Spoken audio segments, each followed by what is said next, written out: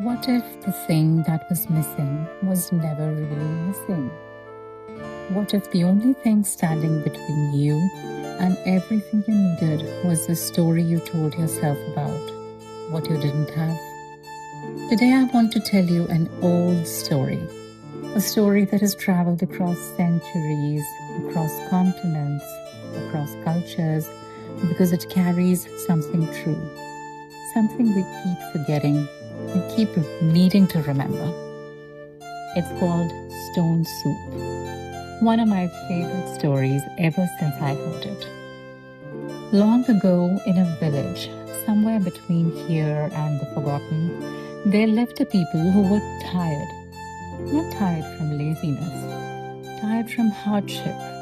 A long winter had passed, crops had been scarce, every family had just enough, just barely enough, and they guarded what little they had with closed doors and careful eyes. Strangers were not welcome. Generosity felt like a luxury no one could afford. One morning, a lone traveler arrived at the edge of this village. He was dusty from the road, carrying nothing but a woolen pack and a large empty iron pot.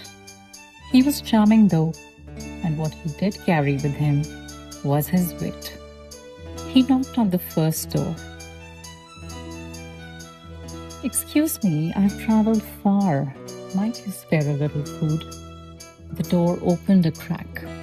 "We have nothing to share," said the voice behind it. "Barely enough for ourselves." The door closed. He tried the next house, and the next, and the next. Each time, the same answer: "We have nothing." The traveler did not leave. Instead, he walked to the center of the village, sat down his pot, and began to build a small fire. He filled the pot with water from the well. Then slowly, deliberately, he reached into his pack and pulled out a single smooth stone. He dropped it into the pot. A child watching from a doorway called out, "What are you doing?" "I'm making stone soup," the traveler said warmly. "It's a very special recipe, perhaps the finest soup in the world." The child came closer, then another, then an old woman peered out from her window. "Stone soup," she said, suspicious. "Soup from a stone?" "Indeed," said the traveler, stirring the water with calm confidence. "Though I must say, it would be even better with just a few carrots."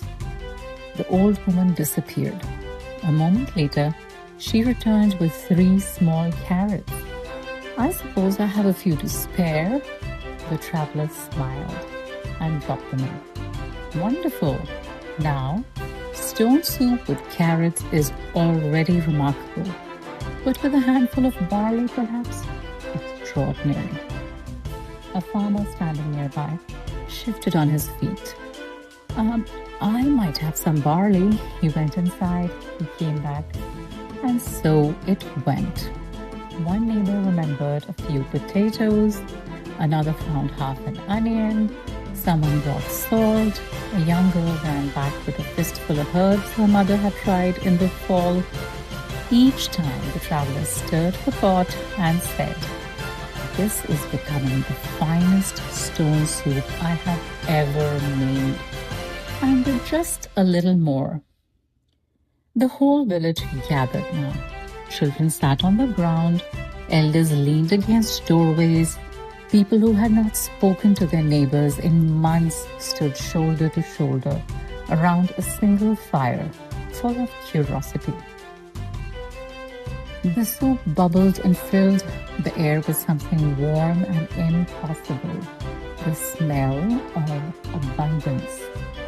When it was finally ready, the traveler put it out into the bowl after bowl after bowl. There was enough to go around for everyone. More than enough. They ate together, laughing, passing bread, telling stories. The village that had nothing had somehow suddenly everything. And the traveler was not hungry anymore. Clever, isn't it? This story has fascinated and entertained me immensely. Now let's sit with this for a moment. The stone, you know this? The stone did nothing. It had no flavor, no nutrition, no magic. The traveler obviously knew that from the beginning. But what the stone did was far more powerful than any ingredient. It gave people a reason to contribute. It made giving feel safe because everyone else was giving too. It turned a village of closed fists into a village of open hands and hearts. The stone did nothing. And that was the whole point. The village had food all along. What they were missing wasn't resources. It was one person willing to go first. You are that person more often than you realize. A kind word, an idea shared, a small act of showing up before you feel ready. That's the stone. That's how the feast begins. Where in your life are you waiting to have enough before you give? If this story stayed with you, pass it on. I'll see you in the next one.